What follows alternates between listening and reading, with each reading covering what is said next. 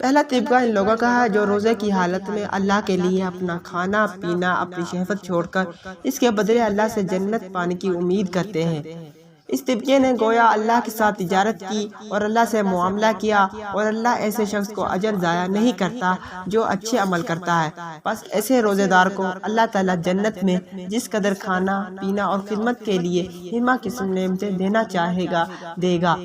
اللہ تعالیٰ نے فرمایا، ان سے کہا جائے گا کہ مزے سے کھاؤ پیو اپنے ان اعمال کے بدلے جو تم نے گزشتہ زمانے میں کیے۔ دوسرا طبقہ روزے داروں کا ان لوگوں پر مشتمل ہوگا جو دنیا میں روزے کی حالت میں اللہ کے علاوہ ہر چیز سے قطع تعلق کیے ہوتے ہیں۔ یہ لوگ اپنے سر اور اس کے متعلقات کی حفاظت کرتے ہیں، پیٹ اور اس کے مشتملات کی حفاظت کرتے ہیں، اور موت و مصیبت کی یاد میں دنیا کی زیب و زینت کو چھوڑ دیتے ہیں۔ چنانچہ یہ عید الفطر ان کی ہے۔